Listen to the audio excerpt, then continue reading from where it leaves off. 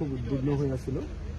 এতিয়া মানে আকৌ এবাৰ লগ হ'বৰ কাৰণে আৰু কথাখিনি আলোচনাকৈ মুকলি মনেৰে পাতিবৰ কাৰণে এটা সুযোগ ডক্টৰ গোহাঁই ছাৰহঁতে আমাক দিছে।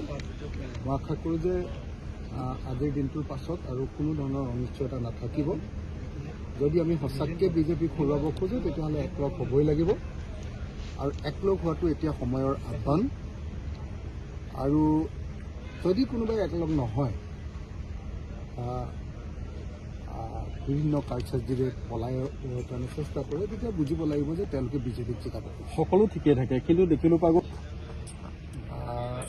কংগ্ৰেছে আসনটো এৰি দিব নোখোজে শেষত। বাকীবিলাকেও চবেই ধুনীয়াকৈ সমিল মিলেৰে খেলিব খোজে। কংগ্ৰেছে আসনটো ইলেকশ্যনৰ সময়ত এৰি দিব নোখোজে। গতিকে এই প্ৰশ্নটোৰ উত্তৰ অকল কংগ্ৰেছে দিব পাৰিব, বাকীবিলাকে কোনেও দিব নোৱাৰে প্ৰশ্নটোৰ উত্তৰ। আমিতো চবেই বিচাৰোঁ যে একলগ হৈ সন্মান সহকাৰে আৰু এখন কমন মিনিমাম প্ৰগ্ৰেম লৈ আমি আগবাঢ়ি যাব লাগে। দুটা বস্তু, ইলেকশ্যনৰ পাছত যাতে আমি অসমৰ মান সন্মান ৰক্ষা কৰিব পাৰোঁ, দিল্লীয়ে যাতে আমাক কোনো জাপি দিব নোৱাৰে চৰকাৰ যদি আমাৰ হয়। তাৰ কাৰণে এখন কমন মিনিমাম প্ৰগ্ৰেম লাগে আৰু সকলোকে সন্মানজনকভাৱে আসনৰ ভাগ বতৰা দিব। ৰাইজৰ দলৰ স্থিতি কেনেকুৱা হ'ব আসনৰ ক্ষেত্ৰত? যিহেতু আপুনি বাই ইলেকশ্যনত এটা এক্সপিৰিয়েঞ্চ হৈছে আপোনাৰ। আগতে গোটেইখিনি বস্তু কথাবোৰ পাতি ল'ব লাগিব, আসনৰ ক্ষেত্ৰতে হওক বা আন ক্ষেত্ৰতে হওক। চিয়'ৰ হয়, সেইটো সঁচা কথা যে কালি ভালো লাগিছে বাৰু এটা যে আজি নে কালি দেখিলোঁ ফটককৈ যে ভূপেন বৰা ডাঙৰীয়াই কৈছে যে এইবাৰ 6 মাহৰ আগতে কেণ্ডিডেট ফিক্স হ'ব। আমিতো কৈ আছোঁ যে কোন দলে ক'ত খেলিব সেইটোতো মাৰ্চ মাহৰ ভিতৰতে হ'লে বেছি ভাল। সেইটো আকৌ আপোনালোকে চৰ্ত বুলি উলিয়াই দি আকৌ কাজিয়া লগাব খোজে আমাৰ মাজত। আপোনালোকোতো কম নহয় ন, তো গতিকে আপোনালোকে আকৌ চৰ্ত বুলি কৈ দিয়ে। আমি ভালকৈ যেতিয়া কওঁ কথাটো যে এনেকৈ কৰিলে আমাৰ ভাল হ'ব, তেতিয়া আমি বিজেপিক হৰুৱাবলৈ বেছি ভাল হ'ব।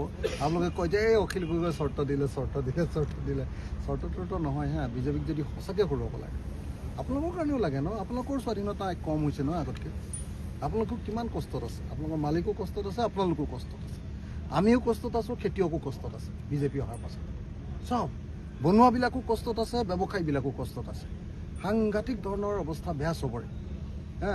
অসমত অনবৰতে আৰু হিন্দু মুছলমান কিমান শুনি থাকিব।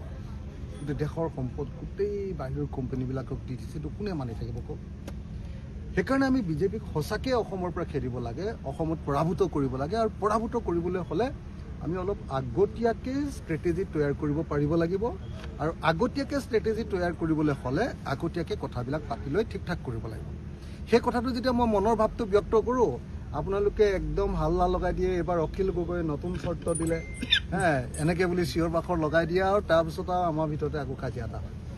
এইবাৰ আপোনালোকে চৰ্ত বুলি নক'ব দেই। আপোনালোকে কোৱাৰ কাৰণে কৈছোঁ যে আমি মাৰ্চ মাহৰ ভিতৰত যদি সঁচাকৈ কোনে ক'ত খেলিব, কোনটো দলে ক'ত খেলিব, সেই কথাটো যদি ঠিক কৰি ল'ব পাৰোঁ আৰু আমাৰ সেই কথাটো যদি ঠিক কৰি ল'ব পাৰোঁ আৰু কমন মিনিমাম প্ৰগ্ৰেমখন বাৰু হৈ থাকিব, আমি কথা বতৰা পাতি ল'ম। আমাৰ মাজত বুজাবুজি আছে, বেছিভাগ ইছ্যুতে আমাৰ অমিল আছে, সেইটো হৈ যাব। খালি আসনক লৈহে অকণমান সংঘাতটো লাগে। ইলেকশ্যনৰ সময়ত কংগ্ৰেছৰ সেইটোৱে অকণমান আকৌ লোৱা ভাৱটো বেছি হৈ যায়, অকলকে লাগি যায়। সেইটোতে গণ্ডগোলটো লাগি যায় ন। আৰু আমাৰ কাৰণে বহুত মানে বেয়া লাগে কি 4বাৰ ঠগ খাই গ'লোঁ। 4বাৰ এই অকল আমিয়ে চেক্ৰিফাইচ কৰি থাকিম নেকি সদায়? 4বাৰ প্ৰথমবাৰ ৰাম টাঙন দিলে আমাক, আমাৰ লগত একেলগে কৰিম বুলি কৈ আমাক ৰাম টাঙন খাই আকৌ আহিবলগীয়া হৈছে। এইটো এটা কথা চাবলৈ গ'লে যদি একত্ৰিত হ'ব বিচাৰিছে। বিজেপি খেদিব লাগে নে নাই? খেদিবতো লাগে, আপোনালোকৰ মতে নালাগে হয়নে নহয়? যদি বিজেপিক খেদিব লাগেতো গণ্ডগোল কৰিলেও আহিব লাগিব, লগ হ'বই লাগিব। আমি উপায় নাই আমাৰ। বিজেপিক খেদাটো আমাৰ জীৱনৰ ফল।